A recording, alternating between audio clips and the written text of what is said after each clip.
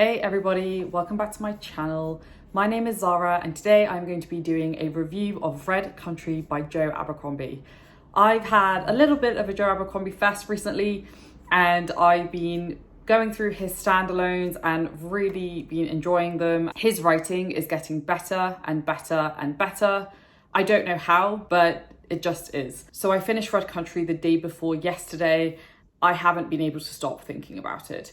The ending is honestly heartbreaking and I got a little bit emotional actually when I read the ending. Without going into too much detail right now, one of Abercrombie's best endings in my opinion. So I'm going to do my kind of normal thing when I do a review. I'll start off with the positives and what I really liked about it, and then I'll go on to anything that maybe I had a bit of an issue with or that other people might have an issue with. And then I'll just summarize my main points.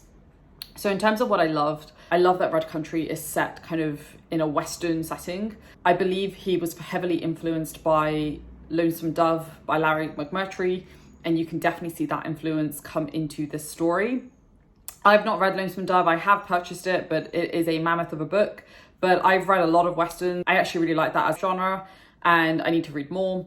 But you can definitely see that he's created this very desolate setting. It's also set during the time where gold is becoming more of a commodity that people want to find and sell because there is a lot of money in it. So prospecting and mining, these are all kind of common themes throughout the story, which I really enjoyed. The other thing that I really liked, which is tied to the setting, is that you can tell that he is laying down the foundations for the Age of Madness trilogy. I haven't read the Age of Madness trilogy yet, but I'm planning to soon. It is in an industrial setting and modernization is coming into the throw, and you can already start seeing that in Red Country. So he's clearly had his whole kind of First Law world planned out. So you can see that he's laying the little nuggets ready for the first book in the Age of Madness trilogy, which is called A Little Hatred. So I'm super excited to see how he builds on that in Age of Madness.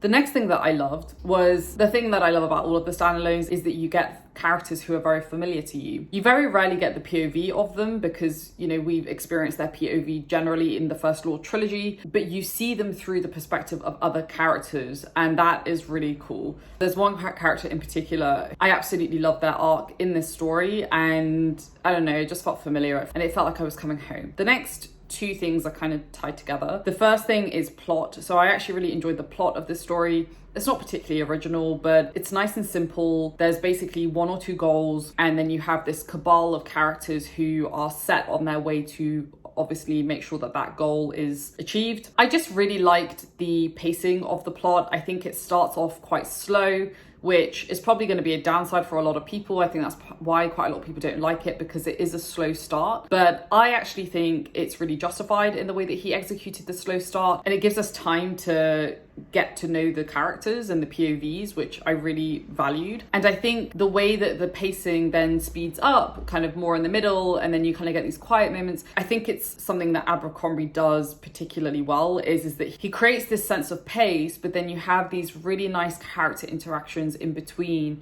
where, you know, they're just sitting around a fire or they're in the tavern or, you know, whatever it is. I love that juxtaposition of like really fast-paced action with the slower moments. I just really love the way that he does that, and those slower moments tend to be my favorite because that's when we really get to see certain sides of the characters that we don't necessarily get to see in the action scenes. The next thing that I really loved was the ending.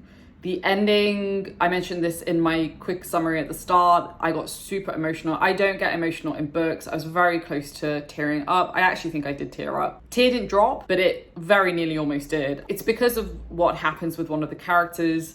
And if you've read this, you'll know who I'm talking about. It was the perfect ending. I think I will do a spoiler review of this book because I really want to talk about that ending. I felt very emotional. I just felt very, very emotional reading it.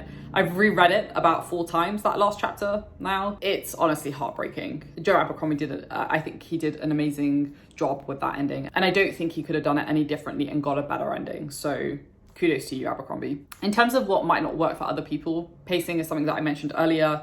It is a slow start. So if you're expecting like a Best Served Cold or Heroes type start, you're not gonna get that. The first like 200 pages, it's very much character driven. It's very much just getting to know the characters and the setting of the world, getting a lot of world building, and I really like that. I personally think Abercrombie does build up very well. There is one thing that I had a little bit of an issue with, and that is that with one of the perspectives, so you get 3 perspectives, if I remember correctly. There's like 2 main ones, and then there is like 2 other ones actually that are like, they're very minor, but they do have a perspective. I felt like he either should have just gone with it fully or given that character more screen time. And I just felt like there's one point where the plot kind of really progresses. You don't hear from that, you haven't heard from that character's POV for a while.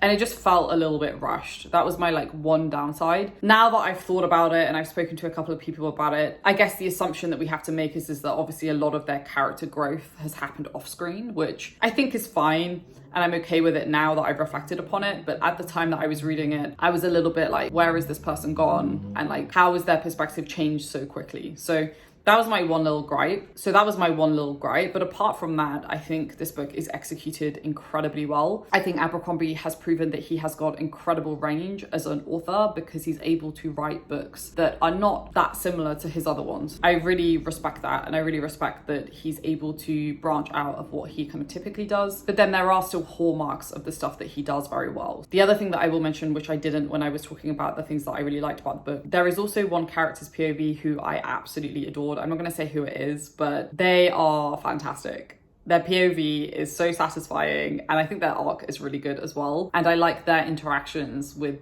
the other cast of members and their general progression throughout the story. So that was rock solid. In terms of my rating, I still haven't fully decided where I'm going to land. I'm in between a 4.75 and a 5. Part of me thinks I should just go with the 5 because I really loved it. Apart from that one little nitpick that I had, I really do believe that it was a fantastic book. So that nitpick aside, it's pretty much perfect for me. And I don't feel like that one small nitpick should justify me knocking off 0.25% off of the rating. I think I'm going to land at a 5. In terms of where it stacks up against the other standalones, it is my second favorite. Heroes, for me, still takes the show. So that's the other reason why I'm a bit like, should I change the rating? Because I actually changed my rating of Best Served Cold to 4.5, and then Heroes I gave a 5. So maybe, Red Country should be a 4.75 to kind of show the order in which I love the books. But then I feel like I'm probably just going to give it a 5 because it's so good. Let me know down below if you've read this book and whether you agree with my rating. A lot of people pick kind of Best Served Cold or Heroes as their favorite of the standalones, so I'm super curious if you pick this up as your favorite or if you are